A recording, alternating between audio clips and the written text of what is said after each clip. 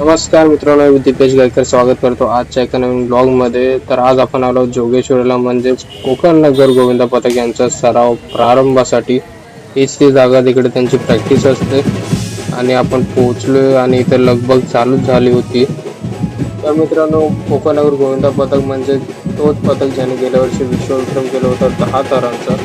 याही वर्षी मी त्यांना शुभेच्छा देतो की याही वर्षी त्यांचे 10 तार लागू दे आणि हा ब्लॉग आपण पुढे कंटिन्यू करूया. आजपासून पुन्हा एकदा समारंभ सुरू होतोय 2026. आज पहिला दिवस आहे. उपस्थित सर्व रसिक प्रेक्षकांचे, त्याचबरोबर युट्यूबर्स, ब्लॉगर्स जे आपल्याला शुभेच्छा द्यायला सन्माननीय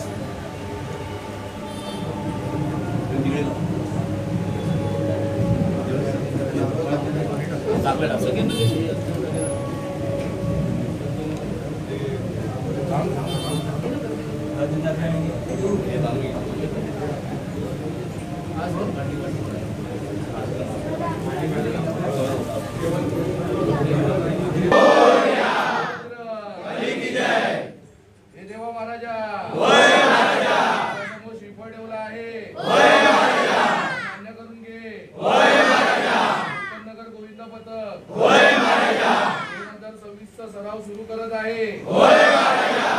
गेल्या वर्षी तू त्यांना यश दिलं आहे. त्यांच्या मागे उभा राहिला आहे. सगळ्या खेळाडूंना सुखरूप घरी आणला आहे. तसंच या वर्षी देखील त्यांच्या पाठीशी उभा राहा. त्यांची जी काय मनोकामना आहे ती पूर्ण कर रे देवा महाराजा.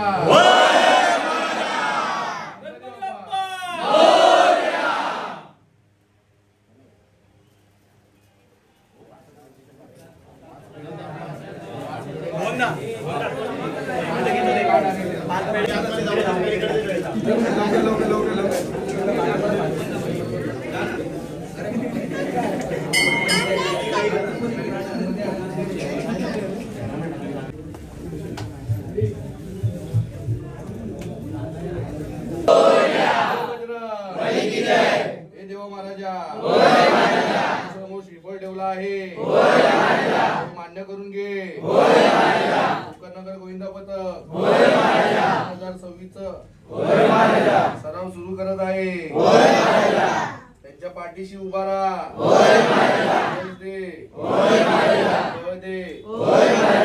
कुठच्याही प्रकारची इजा नाही झाली पाहिजे. त्यांची जी काही इच्छा असेल ती पूर्ण कर रे देवा महाराजा. वायुपुत्र हनुमान की जय.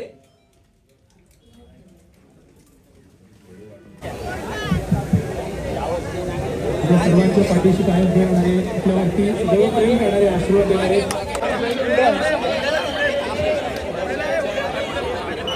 सर्व खेळाडूंना विनंती आहे की आपण जो मैदानावरती सराव करतो त्या जागेचा आशीर्वाद घेण्यासाठी आपण पुढे जायचं आहे. सर्व खेळाडूंना विनंती आहे.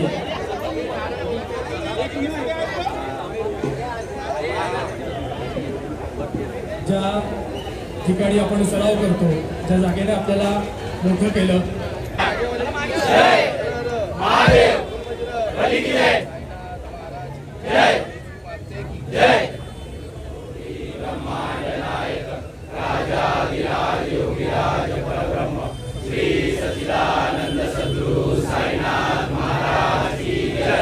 साई बाबा की जय. वायुपुत्र हनुमान की जय. तिरुपती बालाजी गोविंदा रे गोविंदा.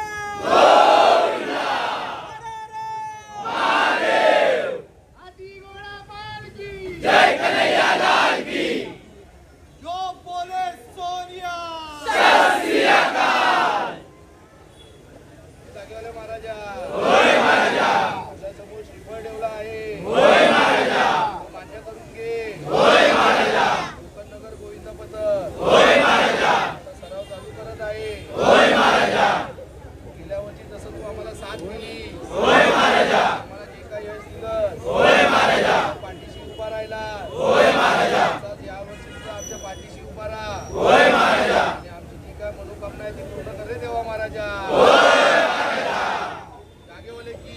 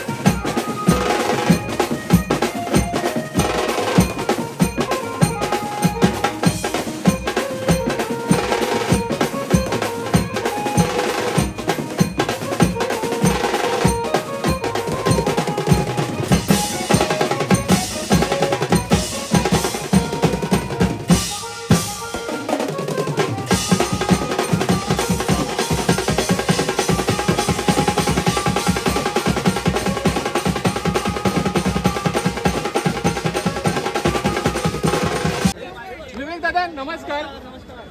सर्वात प्रथम विश्वविक्रम हा खरं तर झाले, पण त्याचबरोबर एक वेगळा आज किताब तुम्हाला भेटला आहे, त्याबद्दल तुमच्या मनापासून अभिनंदन. 2025चा जो टायमिंग होता, 15 तारखेची ती रात्र, त्या रात्रीमध्ये असणारा तो एक म्हणतो ना एक जज्बा, आणि 16 तारखेला 12:30 वाजता ते सगळं करून दाखवलं. पण हे सगळं करत असताना ती 15 तारखेची ती रात्र काय सांगत होती आणि 16 तारीख जो विजयाचा दिवस होता त्याबद्दल काय सांगायचे आहे. आणि एक गोविंद पथक असे आहे ज्यांना याचा फायदा होऊ शकतो. 5 सप्टेंबरच्या दिवशी जो दहीहंडी उत्सव आहे, या वर्षी आम्ही खेळलो नव्हतो, तर त्यासाठी आपण संपर्क करू शकता. ओम साईराज जनचित्र मंडळ कोकण ठाणे यांना. 14 तारखेला शेवटचा दिवस होता आमचा प्रॅक्टिस. आम्ही पूर्ण तयारी करून शांतपणे थांबलो होतो. 15 तारीख 16 तारीखची वाट बघत होतो कधी येणार कधी येणार. पण असं पण झालेलं की 16 तारखेला सकाळी आम्ही पहिले 9 लावताना पडलो होतो. आम्ही जाग्यावर 8 वेळा उतरून सुद्धा आम्ही सकाळी पडलो. नंतर जास्तच वाटलं. कॉन्फिडन्स पोरांकडे सगळ्यांकडे होता. आम्ही 9 उतरवले, लगेच थोड्या फरकामध्ये आम्ही लगेच माझा प्रयत्न केला आणि जेव्हा तुमचे 10 थर लागले, 10 थर लागल्यानंतर जो तुमचा विश्व वर्ल्ड रेकॉर्ड झाला, त्याच्यानंतर तुमच्या गोविंदांमध्ये कसं काय इमोशन होतं, काय भावना होते? इमोशन्स भरलेले होते. कारण असं आहे की भारताकडनं अजूनपर्यंत कोणी 10 थर लावले नव्हते. तर हे आणि आमच्या मंडळाकडनं झालं. आम्ही त्याच्यासाठी खूप खुश आणि सर्व खेळाडू जे होते ते खूप खुश होते आणि अजून पण खुशच आहे. आता यावर्षी बघूया, आमचा प्रयत्न असतो की 10 थर उतरवायचे, कारण उतरवणं देखील खूप गरजेचं आहे की उतरवण्याचं प्रत्येक खेळाडू हा सुखरूप घरी जातो. हा मेंटली विचार असतो, तर तोच टार्गेट आहे आमचा यावर्षी. जेव्हा तुमचे 10 थर झाले, तर गिनीज वर्ल्ड ऑफ बुक रेकॉर्डने जेव्हा त्याची नोंद घेतली, काही स्वतंत्र साक्षीदार होते, अग्निशमन दल, पोलीस प्रशासन, माननीय क्रीडा अधिकारी आणि त्याचबरोबर न्यायाधीश यांच्याबरोबर जे पुरावे होते, जे गिनीज वर्ल्ड बुक ऑफ रेकॉर्डला त्यांनी सुपूर्द केले, त्या टायमिंगला जो तुमच्याबरोबर जो संवाद होता त्यांचा, तो कसा होता? तो खूप चांगलाच होता. आणि जेव्हा आम्हाला गिनीज वर्ल्ड रेकॉर्ड भेटलेलं सिद्धिविनायक मंदिरामध्ये, तेव्हा त्यांचे ऑफिशियल जे आले होते, आणि हे इंटरनॅशनल लेवलवर सर्टिफिकेट दिलं जातं गिनीज वर्ल्ड रेकॉर्ड, आणि हे दोन्ही पण आहे. जेव्हा पण हे सर्टिफिकेट इश्यू करतात, तर त्याची पूर्ण कंप्लीट ते लोक पहिला माहिती घेतात, डिटेल्स घेतात, पुरावे वगैरे सगळे. ते सगळे पुरावे तोपर्यंत ते लोक सॅटिस्फाईड होत नाहीत त्यांच्या रूल्समध्ये प्रॉपर डिटेल्स घेतात, तोपर्यंत हे सर्टिफिकेट कोणालाही देत नाही. तर या सगळ्या गोष्टी त्या लोकांनी टोटलसाठी माहिती जमा करून नंतर मग त्या लोकांनी ते आम्हाला इश्यू केलं. आता बघायला गेलं तर संस्कृती युवा प्रतिष्ठान ट्रस्ट संयुक्त विद्यमाने कोकण नगर गोविंद पथक याच्या संयुक्त विद्यमाने 10 थरांचा वर्ल्ड रेकॉर्ड झाला आहे. ऑफिशियल डॉक्युमेंट सांगताय 48.3 इंचाचा तुमचा तो विक्रम होता. काय वाटतंय तुम्हाला? 48च्या नंतर 48 फुटाच्या नंतर 50चा काही विषय नाही? असं तर काय टार्गेट आम्ही करत नाही. बोललेलो आहे की जाग्यावर जेवढी तयारी होते तेवढीच तयारी घेऊन आम्ही शेवटच्या दिवशी 24ला पण आम्ही बोललेलो की 10ची तयारी केली होती, पण कुठेतरी नाही लागणार आम्हाला का आम्ही नाही केलं. तर बरेच मंडळ म्हणजे मला म्हणजे प्रत्येकाला तसा चालेल बरीचशी मंडळ ही जागेवर तुम्ही तयारी करता तीच तयारी घेऊन तुम्ही शेवटच्या दिवशी फिरा जेणेकरून प्रत्येक खेळाडू हा सुखरूप घरी रिटर्न येतो कारण त्यांना खात्री असते आपल्या एवढेच लागणार आहे जर जो ध्येय ठरवलेला असतो मला आम्हाला एवढे लावायचे जर ती प्रॅक्टिस नाही होत असेल तर एक वर्ष वाढ बघूया ना काय कुठे घाई नाही लागली ना किंवा काय भेटणार नाही एवढं काय मोठं असं काही नसतं आपली संस्कृती ही चालू राहिली पाहिजे वर्षानुवर्ष हा मेन टार्गेट ठेवा प्रत्येक काय कठीण नियम होता त्या टायमिंगला म्हणजे गिनीज वर्ल्ड बुक ऑफ रेकॉर्डमध्ये सगळ्यात कठीण नियम तुमचा काय होता की तो आम्हाला खूप चॅलेंजिंग वाटत होता मला असं आम्ही कधी अपेक्षाच केली नव्हती की गिनीज वर्ल्ड रेकॉर्ड भेटेल आम्ही फक्त कधी 10 तर भारताकडनं लागले नव्हते तर आम्ही त्या प्रयत्नामध्ये होतो लागणार की नाही हे पुढची गोष्ट होती म्हणजे लागल्यानंतर सगळ्या गोष्टी आम्हाला अगदीच मोबाईल थोडं मागे योगेश्वरी जे बी रेकॉर्ड झाले आहेत 8 थरचे 9 थरचे 10 थरचे हे योगेश्वरीमधूनच झाले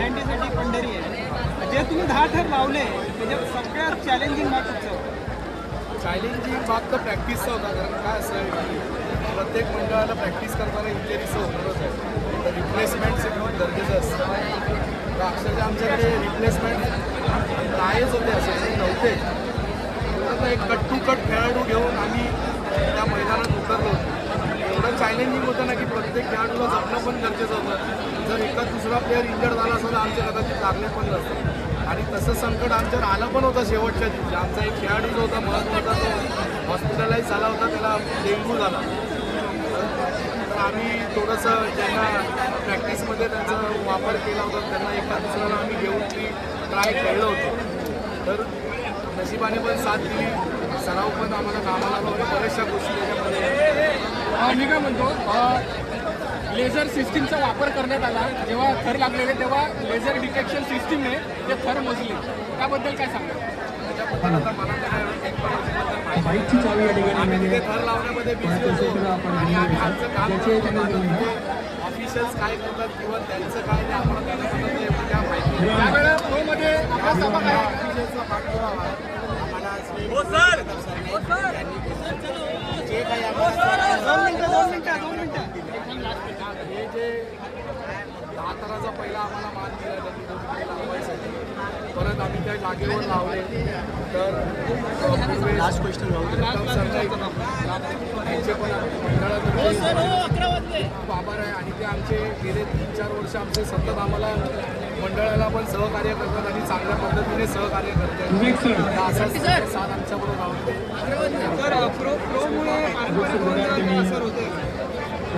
असं काय नाही कारण आता मॉडर्न जे रोजचा जो आहे पार्ट तो एक इंटरनॅशनल लेवलवर घेऊन जायचा प्रयत्न चालू आहे तर एक दृष्टिकोनाने बघायला गेलं तर चांगली पण गोष्ट आहे सध्या आपण त्याच्यावर ठरवू शकत नाही की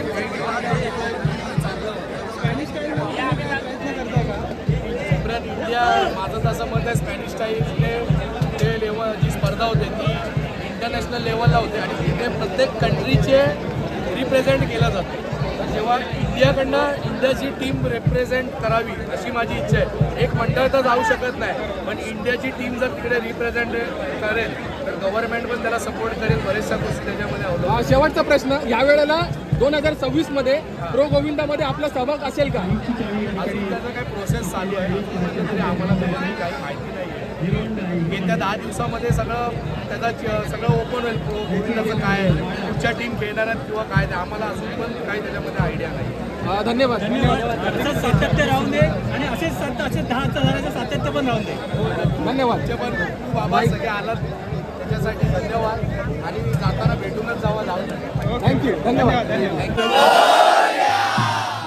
युट्यूबर्स ब्लॉगर आपलं सगळ्यांचं लाडकं व्यक्तिमत्व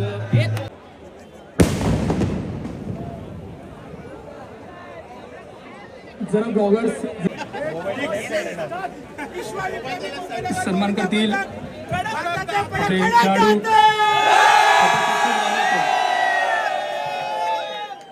साहेबांचं वेळोवेळी आपल्याला मार्गदर्शन लाभत असते क्रिकेट नगरगोविंद पथकाच्या वतीनं आम्ही स्वागत करतो कबड्डी फेडरेशन ऑफ इंडिया त्याचे रेफरी आरतीताई यांचं देखील आम्ही या ठिकाणी स्वागत करतो सातत्याने काम करतायत मी या ठिकाणी विनंती करतो युट्यूबर्स ब्लॉगर जे कोणी आले आहेत त्यांनी त्यांचं हे काम संपूर्ण महाराष्ट्रभर पसरवावं, कारण अन्नदान हे सगळ्यात श्रेष्ठ दान आहे.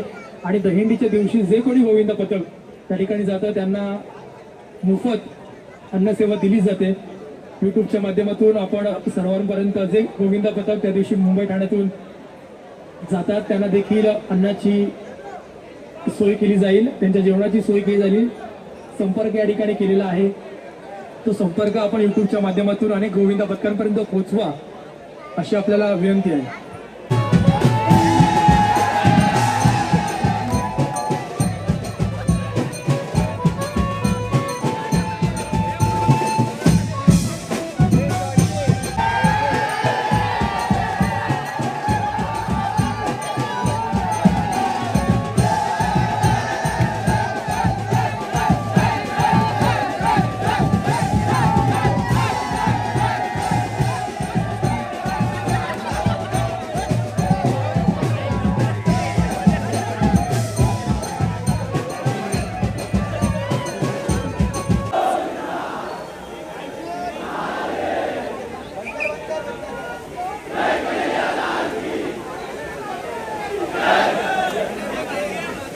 छत्रपती शिवाजी महाराज की विनंती आहे. प्रेक्षकांना आपण कृपा करून छत्र्या बंद करायचे आहेत.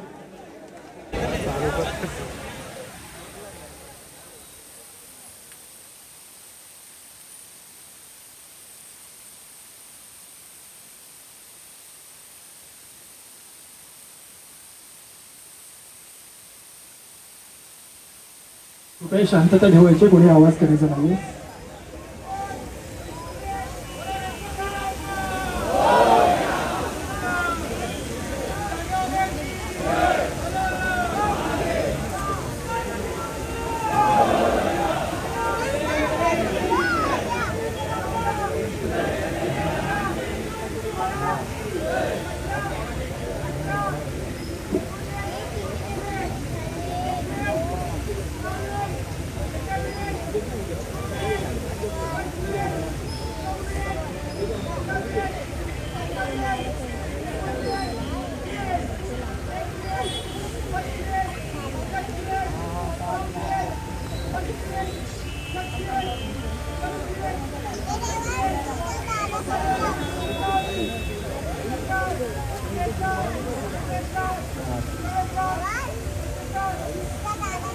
English.